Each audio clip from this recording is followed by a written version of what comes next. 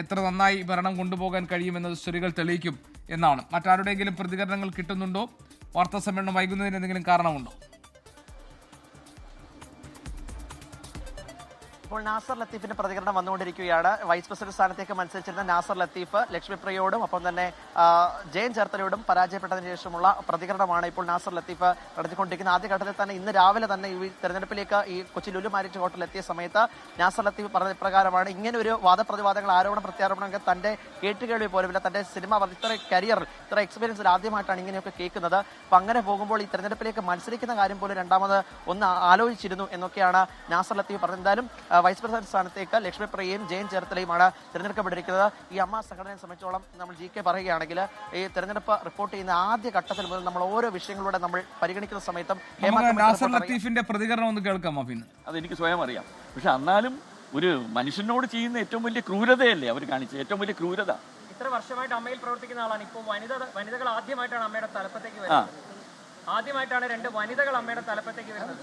2 അല്ലല്ലോ, വേറെ ഉണ്ടല്ലോ, 4-5 പേര് വേറെ വന്നിട്ടുണ്ടല്ലോ, കമ്മിറ്റിക്കകത്തും ഉണ്ടല്ലോ. അല്ല, പ്രസിഡന്റ് സെക്രട്ടറി സ്ഥാനത്തൊന്നും ഇതുവരെ ആരും ഇരുന്നിട്ടില്ല. അതെ, അത് അവർ നന്നായിട്ട് നയിക്കുമെന്ന് എനിക്ക് നല്ല വിശ്വാസമുണ്ട്. 2 പേരും നല്ല കഴിവുള്ളവരാണ്. ശ്വേതാ മേനോനാണെങ്കിലും കുക്കു പരമേശ്വരനാണെങ്കിലും എല്ലാം കൊണ്ടും നല്ല കഴിവുള്ള വ്യക്തികളാണ്. ഇത്രകാലം പുരുഷാധിപത്യത്തിന്റെ സംഘടന എന്നൊരു പേരുണ്ടായിരുന്നു.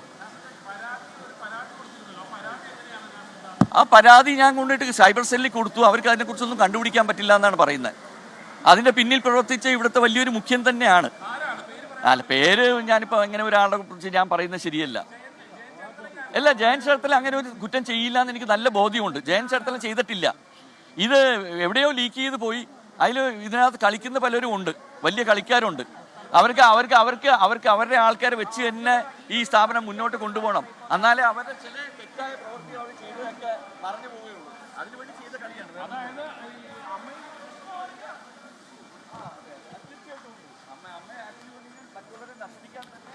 വാർത്താ സമ്മേളനം അല്പസമയത്തിനകം തുടങ്ങാൻ പോകുന്നു. അമ്മ എന്ന താരസംഘടനയിൽ അങ്ങനെ വനിതാ നേതൃത്വം അധികാരത്തിലേക്ക് വരുന്നു. President Shweta Menon, vice president Lakshmipriya, general secretary Kukku Parameswaran, 4 വനിതാ എക്സിക്യൂട്ടീവ് അംഗങ്ങൾ, അതോടൊപ്പം ജോയിന്റ് സെക്രട്ടറി അൻസിബ ഹസൻ. അങ്ങനെ ഒരു നീണ്ട വനിതകളുടെ നിര ആണ് ഇനിയിപ്പോൾ അമ്മ എന്ന സംഘടനയെ മുന്നോട്ട് നയിക്കാൻ പോകുന്നത്.